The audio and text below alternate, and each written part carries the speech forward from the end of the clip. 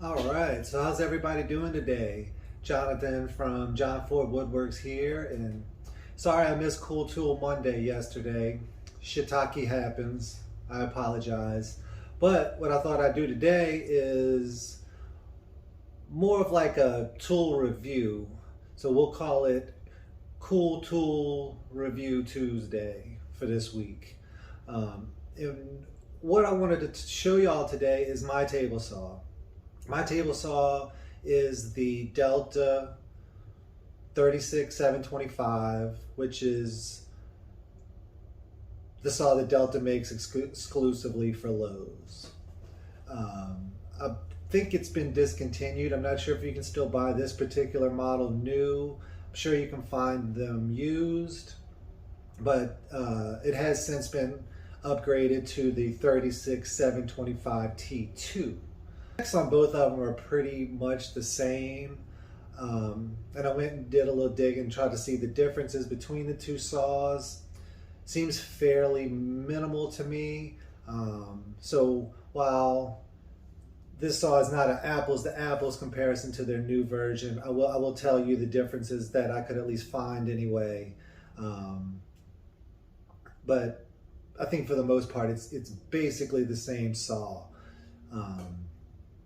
If you've already gotten a higher end table saw, you're probably not watching this video or you've already clicked away.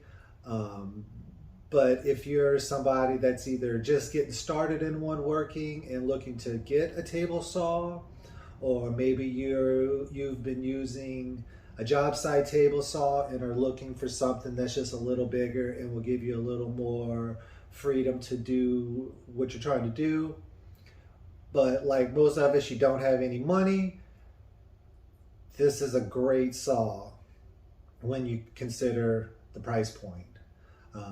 And throughout this video, when I'm showing you what I like about this saw and what I don't like about it, I'm going to constantly be harking back to the fact that this particular saw is $5.99. Their newer version is $6.49, but even still at $6.49, for what you get for the price, it's pretty awesome. It's not the greatest saw in the world by any stretch, but again, at the price, it's well worth it. So, run down a couple specs about this saw for you. Again, this is the Delta 36725. But you can still find it new. It was $5.99. Used, I don't know what people may be selling them for, but I'm sure you can find some used ones. Cast iron top, does have aluminum wings, which is one of the negatives. The cast iron top is 27 inches in length, 20 inches in width. This model has a 13 amp motor that spins 3,600 RPMs. You get 30 inches of rip capacity to the right of the saw, 15 inches on the left, and it does have the T-square 3-point locking fence. Depth of cut on this saw is 3.5 inches at 90 degrees, 2.5 inches at 45 degrees. Their new version, the 36725 T2, all of those specs are identical with the exception of it has a 15 amp motor, so a little more power, but not much. A couple of the other differences that I could find while looking online was this particular saw has lots of side panels, which I'm going to move the camera around here in a second and show y'all some stuff, but albeit a contractor saw, it's very enclosed. It's really not a big deal. You can still get in there and do what you need to do without taking panels off, but the newer version has less side panels. They claim the dust collection still works equally as well, and gives you greater ease of access to the inside of the saw. The version has a magnetic power switch, so if you trip the breaker, when you flip it back on, the saw will not turn back on until you turn it back on. They also, I guess, moved the blade farther back from the front of the saw, albeit I don't know how much more they could go, but it is back a little bit farther, which would be a good thing. And the fence has a flip down attachment that allows you to make thin rips. I've never used it, so I don't know how well it works. But if it works well, then that could be a nice feature to have on the fence. Other than that, those things, I can't really see anything different between the two models. So I'm going to show you the one I've got. Like I said, I think it's still a fair comparison. You know, if you're looking at getting their newer version, I mean, I think this video still may be of value to you. So yeah, I will talk about some of the things that I think are really great about this saw. I will also tell you the things that I don't like about this saw. But again, in my opinion, all the negatives are negated by the price. You cannot beat the price. So let's check this thing out, shall we? So first things first. One of the things when I was looking at this saw is that everybody told me that it didn't have enough power to run full curve blades. I've had this saw almost 5 years. All 3 blades that I use, I currently have the CMT Orange Chrome Industrial combination blade in there. It's full curve. I also have a Forest full curve crosscut blade, and I have Freud Industrial full curve thin rip, glue line ripping blade. It has moved all of those saws without any issue. It's cut everything I've thrown at it.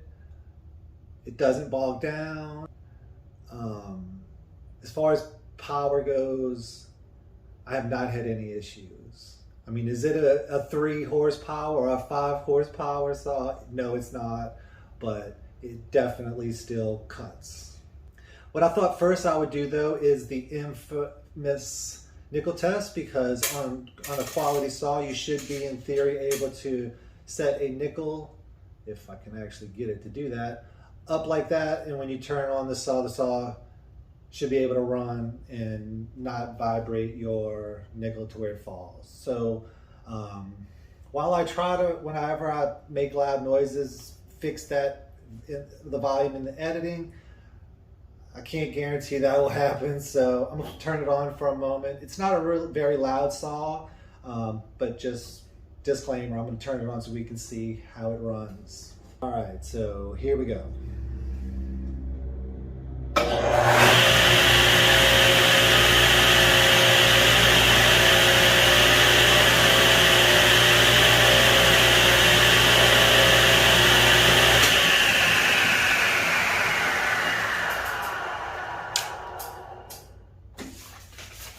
All right, so again, as you can see, it runs pretty quiet and it definitely does not vibrate, which are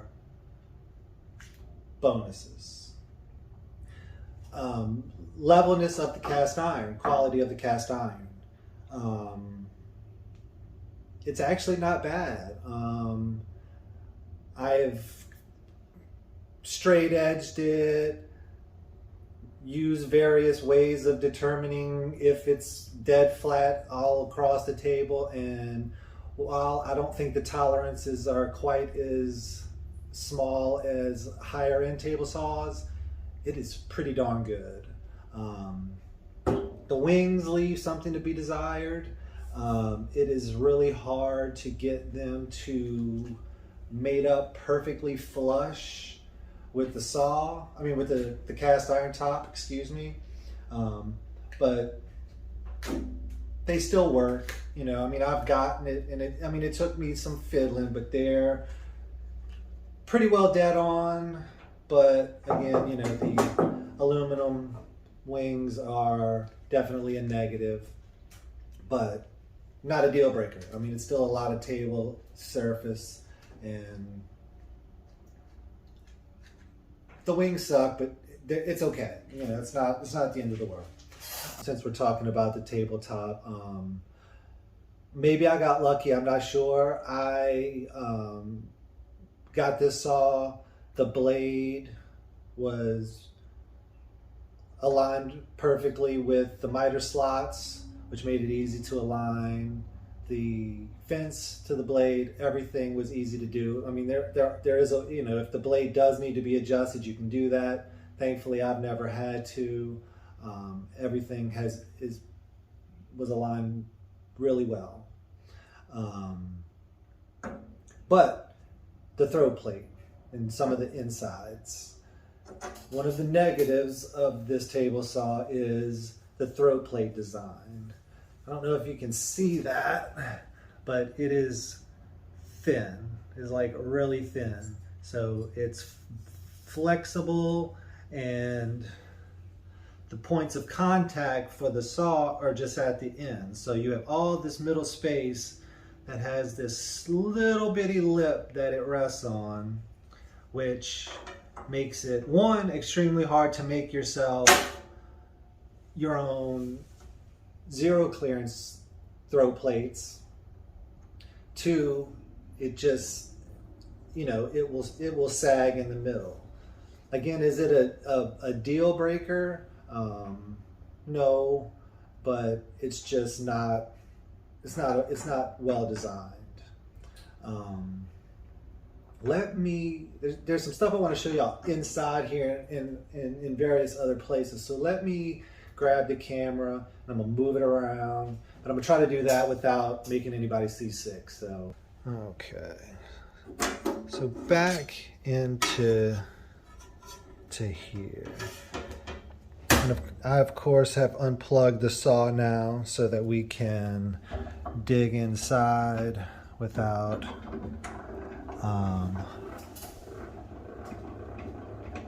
me having to worry about cutting my finger off. I should probably mention while I'm raising the blade that is one really positive of this saw. You know, the mechanisms for raising and lowering the blade as well as adjusting its angle move really smoothly. What you'll notice inside of here is, so this little lever is what you flip up to install your riving knife, which would go in like so. I had it took out because I just changed this blade and just for this video, but the riving knife does go in and out pretty easily, and it works well. You flip back down when you're done. It has a lock for the spindle when you want to change a blade. All that standard. It does come with the wrench, but what you'll notice, if I can get this to, I know it's kind of dark in here, so hopefully y'all can tell. Here is what the blade sits in, you know, part of the trunnion motor housing thing. But if you notice, I can't really even get my finger in there. So when after you take off your nut and washer to remove your blade, you have to very, very carefully slide it through this ever so small space to get your blade out without either bumping it into other metal parts. So again, not a big deal, but just a little frustrating when it comes to changing blades, because you have to be really careful not to ding up your blade. If you come down, you know, all the knobs for, you know, that one right there is for your angle adjustment. Easy to do. You do get a little slot to stick the miter gauge in, and maybe easier to show you when I go around to the back of the saw, but back in the back you also have a place where you can attach blades and your tools.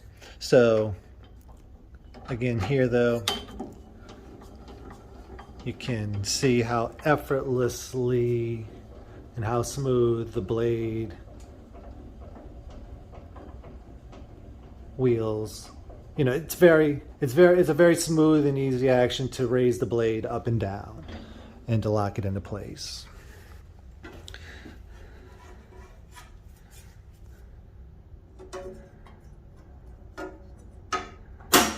So, what else to talk about this saw? The fence. The fence is, it's good and it's bad. It's a T-style. I think it's also could be called a Biesmeyer, if I'm saying that correctly, style fence. Moves back and forth very easy. If you get, you know, your measure lined up properly to account for your curve, it's very accurate. Let's see if I can get in on there. You know, if I want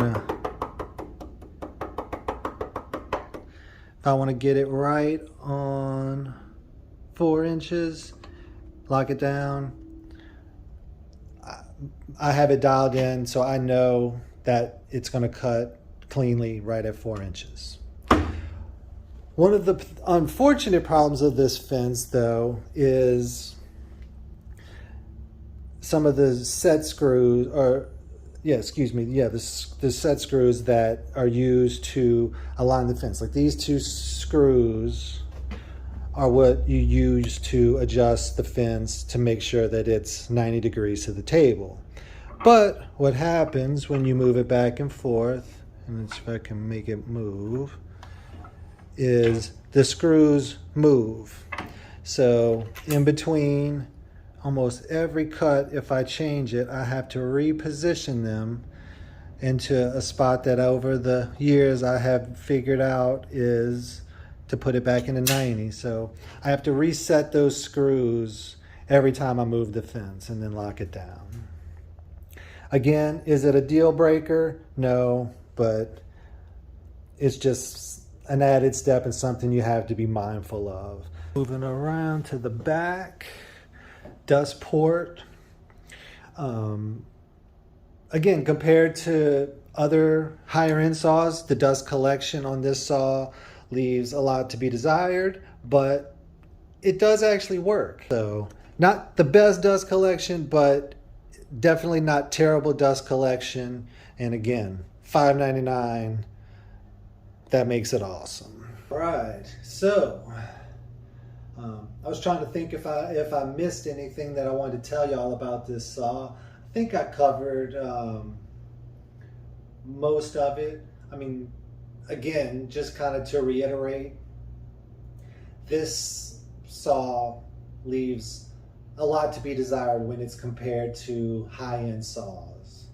When it's compared to Jobsite table saws or other table saws in the $500 price range, it's phenomenal. So again, you know, this video and the review of this saw was really geared to somebody that is maybe just looking to get a table saw for the first time, or you've been using a job site table saw and you wanted to upgrade, but you know, price was a major factor.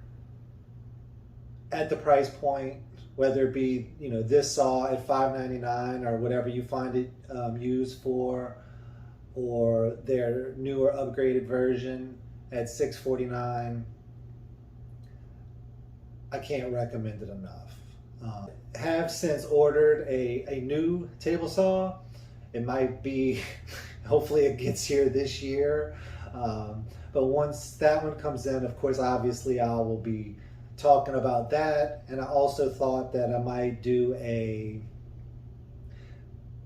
pay it forward kind of thing where I just give this saw to somebody. You know, maybe we'll do some sort of contest, or, you know, it'd probably have to be somebody close enough to where I can either deliver it or they can pick it up, because shipping would probably be too expensive to make it worthwhile. But I was considering possibly giving this saw away to somebody. Y'all can leave in the comments if y'all think that's a good idea. Also, please comment, like if you've had this saw and you have some thoughts that other people might find useful, please share them. If I've missed something, or if anybody has any questions that I could maybe answer about this saw, please leave those. I'd be glad to do it. I think that's all I got. So thanks for watching. If you'd be so kind, please like, share, subscribe, all that other stuff that I'm supposed to politely ask for y'all to do. That would be really helpful to me. And yeah, thanks for watching. And so until next time, Jonathan here from Jon Ford Woodworks, and I hope y'all enjoyed this video, and thanks for watching. Bye.